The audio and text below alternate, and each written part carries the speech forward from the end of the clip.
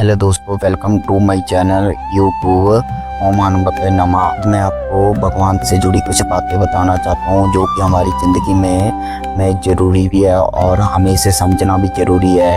हम अक्सर एक सवाल करते हैं, क्या मांस खाना पाप है? चलो आज इसकी सच्चाई के बारे में जानते हैं। कभी ना कभी हमारे मन में ये सवाल जरूर उठता है, क्या मांस खाना पाप है? क्या भगवान इस पर नाराज होते हैं?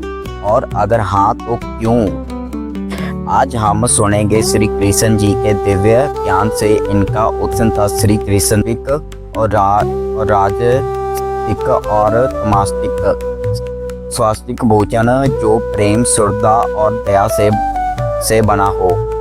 वह मन को शांत करते हैं, बुद्धि को निर्मल बनाते हैं। राजसिक भोजन जो तीखा, खट्टा या उत्तेजित हो, ये शरीर को तो शक्ति देते हैं पर मन में अशांति लाते हैं।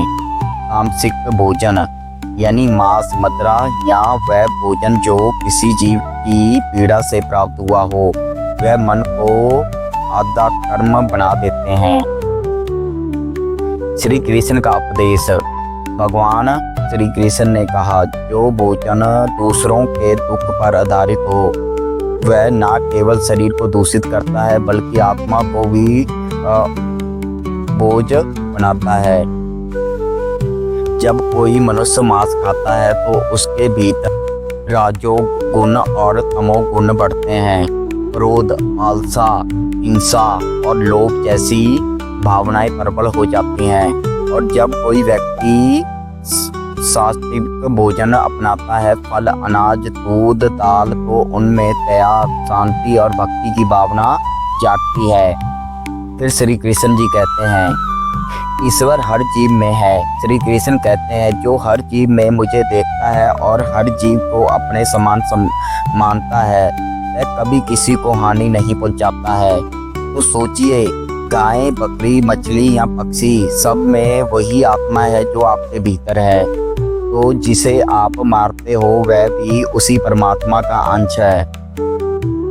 इसलिए मांस खाना केवल शरीर का विषय नहीं, ये आत्मा के संस्कार से जुड़ा हुआ है।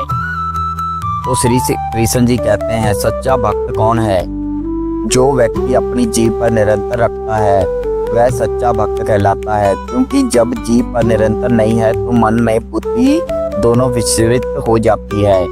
तो श्री कृष्ण जी फिर कहते हैं, अर्जुन, जो मनुष्य अपनी इंद्रियों को जीत लेता है वह मुझसे स्थिर हो जाता है। इसलिए जो व्यक्ति ऐसा आहार अपनाता है जिससे किसी जीव को पीड़ा ना हो, वह वास्तव में ईश्वर के निकट पहुंच जाता है। तो मांस खाना इसलिए पाप कहा गया है क्योंकि ये करुणा, प्रेम और हिंसा के विरुद्ध है। जहाँ करुणा नहीं है वहाँ भगवान का वास नहीं है। इसलिए श्री कृष्ण का संदेश स्पष्ट है, सात्विक भोजन ही सच्चे योगी का आहार है। तो मित्रों, अगली बार जब भोजन करें तो ये याद रखें, आपकी थाली केवल भोजन नहीं है, वह आपके संस्कार, चेतना और ईश्वर के प्रति भाव को भी दर्शाता है। सात्विक भोजन अपनाएं, सात्विक भोजन जिए, यही श्री कृष्ण का संदेश है।